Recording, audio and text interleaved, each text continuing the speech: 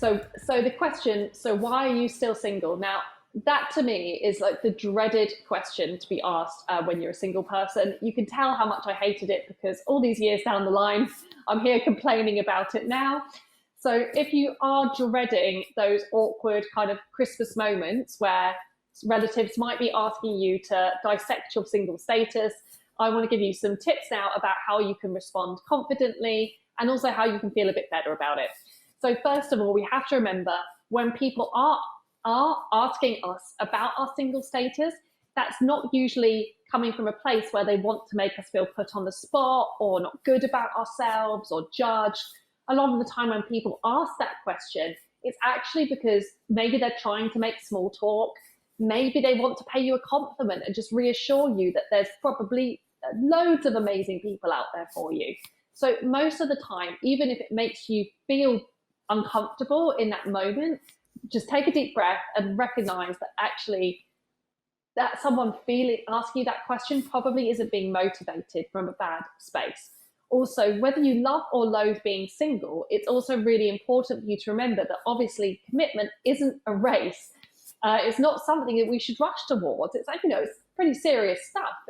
Choosing a life partner is an amazing journey. And in fact, to have standards for yourself and to be looking for someone who is a real value add to your life rather than rushing to kind of couple up with the first person you meet, that only says really good things about your self-esteem and who you are and where you're at in your life at the moment.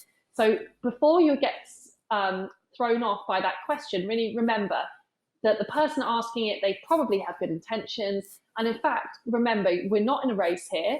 And you know that the real reason you're single is because you've chosen to be single, because that's the right choice for you at the moment on this journey to meeting someone amazing.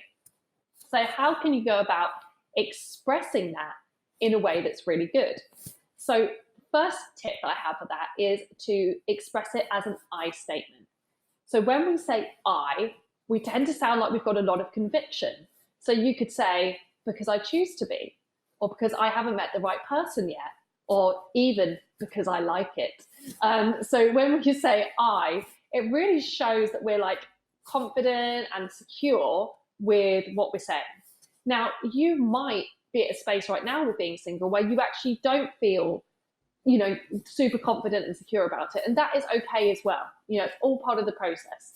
So instead, if that doesn't necessarily feel true to you, another thing you could say is you can be a little bit vague. You could say, that's a story in my life or a chapter in my life that's obviously still being written.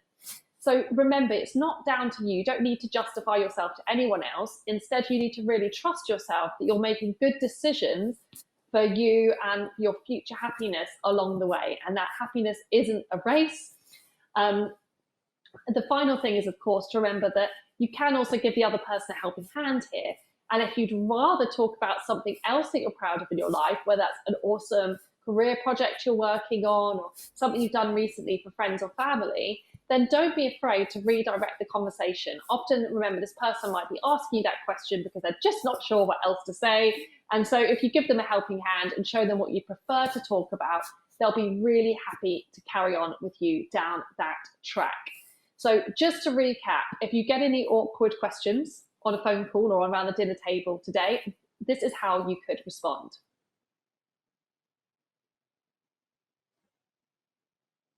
It's remember that you are single because you have standards. Singleness is a choice. Commitment isn't a race. So we're not all rushing towards the same goal. It's ultimately about choosing the right person for you, and we're all on our different trajectories towards that. I also want you to remember to acknowledge what you are proud about in your life. So before we go through to our Q&A, I have got a few more questions that were sent in advance that I promised I'm going to answer. So first question here is, how can I avoid to take it personally when men contact you but then disappear?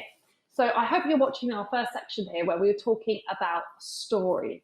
So this is really, the story here is when someone does contact you but then stops contacting you. It's very easy to start to take that as a reflection of yourself, to think you said something wrong, that message is wrong, they met someone better, you're not good enough, you're not attractive enough.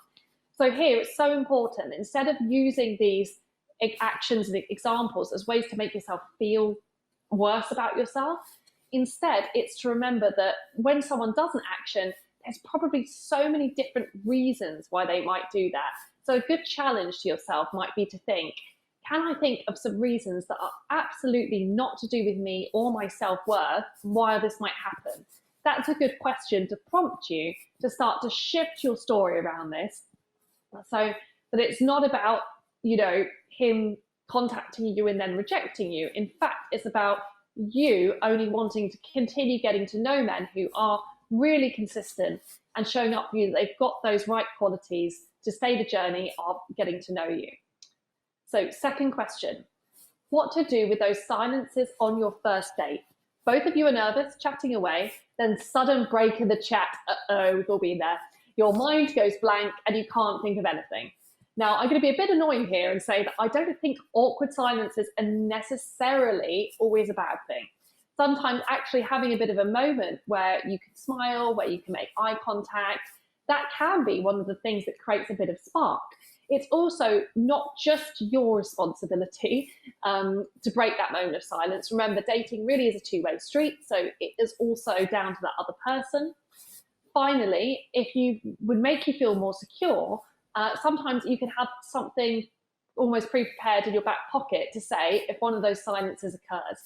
So something could be helpful to say here is, so I've got a story for you, or, oh, I was meaning to tell you about whatever. So you can have these little phrases which help you then move out of that silence and into a story of something that's really a story of something that you want to share that's going to help you to connect with someone. And remember, if there's an awkward silence or two on a date, that doesn't mean the date has gone badly. That's another story. It doesn't mean that somebody isn't going to want to see you again. It's really a normal part of getting to know somebody. So don't worry about it too much. Question 3, progression from messaging to video to first meeting. What's the etiquette? So it's good, of course, when we're in our interactions and we're messaging people to think about what the next step is, because ultimately you don't want to just be messaging somebody online. You want to be meeting people in person and forming that amazing quality relationship. However, the reason that you take that next step from that first message to the second message to asking for somebody's number to getting on a video date to meeting in real life, the reason behind all those steps forward has to come down to personal connection and the other person contributing too. So the reason you ask for someone's phone number should be because in the conversation or the messages that you've had with them, you've really clicked about something, whether it's, a shared love of Christmas songs, or because you found something that you like about the other person, maybe how funny they are because you've got good banter. It's about finding something that you like. And when you find something you like and find something you click on, that's the reason to kind of take things that next step forwards. If you don't have that click, you wouldn't actually want to take that next step forwards, because remember, it's not about trying to get to sort of an end destination or a relationship with just anyone. It's really about you choosing those high quality people to form eventually that one amazing committed relationship with.